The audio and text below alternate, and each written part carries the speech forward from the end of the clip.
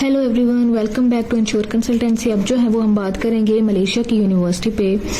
तो मैंने जो है वो Asia Pacific university of technology and innovation APU select किया है। तो हम इस पे बात कर लेते हैं, इसकी कोर्सेज, इसकी फीसेज, इसके documents, entry requirements, English test और बाकी जो है वो इसकी वर्क कंडीशंस देख लेते हैं। तो इंग्लिश टेस्ट जो है वो मलेशिया में ओवरऑल ही रिक्वायर्ड होता है, तो इस यूनिवर्सिटी के लिए भी ऑब्वियसली ये रिक्वायर्ड होगा। तो अगर आप आइट्स दे रहे हैं तो आपके 5.5 to 6.5 बैंड्स होने चाहिए। अगर आप PTE दे रहे हैं तो आपके 36 मिनिमम मार्क्स होने चाहिए, और अगर आप टोफिल दे रहे हैं तो आपके जो है वो 500 मार्क्स होने चाहिए। इसी तरह इसके इंटेक्स देख लेते हैं। तो दो मेन इंटेक्स हैं, सितंबर इंटेक और फरवरी इंटेक है। ये दो इसकी मेन इंटेक्स हैं। साथ ही हम देख लेते हैं कि इसका गैप का क्या सीन है। तो गैप एक्सेप्टेड होता है, कोई गैप लिमिट नहीं होती, लेकिन साथ आपका एक्सपीरियंस लेटर जो है वो मस्ट होता है। एक्सपीरियंस लेटर के साथ ही आपका गैप एक्सेप्ट हो सकता है। वर्क कंडीशंस क्या है कि आप Asia Pacific university of technology and innovation में स्टडी के साथ साथ पार्ट टाइम जॉब्स कर सकते हैं विद नो आवर रिस्ट्रिक्शन। आपको पार्ट टाइम जॉब्स अलाउ होती है, लेकिन पार्ट टाइम अलाउ होती है। मेडिकल भी आपको यहाँ पे रिक्वायर्ड नहीं होता, कोई आपका TB टेस्ट या हेपेटाइटिस टेस्ट जो है वो नहीं मांगा जाता। साथ ही एलिजिबिलिटीज देख लेते हैं कि इसकी एंट्री रिक्वायरमेंट्स क्या है। तो अगर आप बैचलर्स के लिए एडमिशन ले रहे हैं तो आपके इंटर के 50% मार्क्स होने चाहिए। अगर आप मास्टर्स के लिए जा रहे हैं तो आपकी बैचलर्स की 2.00 CGPA होनी चाहिए आउट ऑफ 4। इसके बाद ही आप जो है एलिजिबल हैं मलेशिया की इस यूनिवर्सिटी में एडमिशन लेने के लिए। डॉक्यूमेंट्स कौन कौन से रिक्वायर्ड होते हैं यहाँ पे?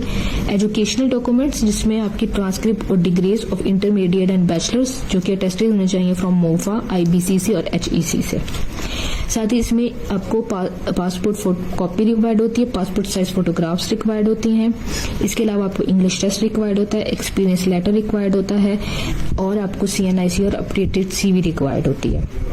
ये डॉक्यूमेंट्स हैं जो आपके यहाँ एडमिशन लेने के लिए रिक्वायर्ड होते हैं। साथ ही ट्यूशन फीसेस देख लेते हैं कि कौन कौन से ट्यूशन फीसेस या कैसे कैसे, बैचलर्स की क्या फीस है, डिप्लोमा की क्या फीस है, फाउंडेशन की क्या फीस है, PhD की क्या फीस है। तो बैचलर्स की फीस देख लेते हैं कि अगर आप बैचलर्स पढ़ रहे हैं तो वहाँ पे आपकी फीस जो होगी पर ईयर की 17,000 रिंगिट होगी पर ईयर की फीस। मास्टर्स कर रहे हैं तो आपकी 35,000 2 ईयर्स की फीस होगी, 35,000 रिंगिट होगी ओवरऑल मास्टर्स की आपकी फीस। PhD के लिए जा रहे हैं तो आपकी 46,000 to 50,000 ओवरऑल जो है वो आपकी फीस होगी PhD की। आपकी पूरी PhD की इतनी फीस बनेगी।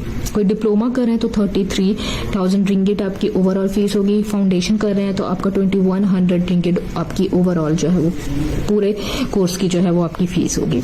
बहुत सारे कोर्सेज इस यूनिवर्सिटी में करवाए जाते हैं, लेकिन कुछ मेन कोर्सेज इसके देख लेते हैं।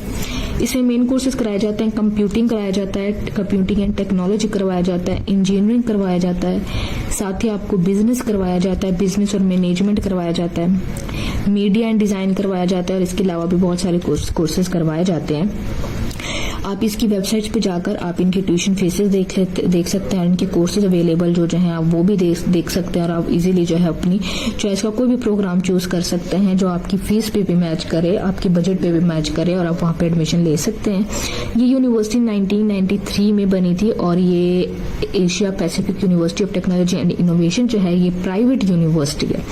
So this is all for this university. इसमें मैंने सारी डिटेल्स बता दी हैं, आपको ट्यूशन फीसेस का रफली आइडिया भी दे दिया है, कोर्सेज मेन कोर्सेज भी बता दिए हैं, साथ ही ये भी बता दिया कि आप इनकी वेबसाइट पर जाकर जो है वो इजीली इनकी फीसेस और कोर्सेज को देख सकते हैं और सिलेक्ट अपना प्रोग्राम कर सकते हैं। So this is all for this university. मिलते हैं नेक्स्ट वीडियो में, तब तक के लिए अल्लाह हाफिज, थैंक यू।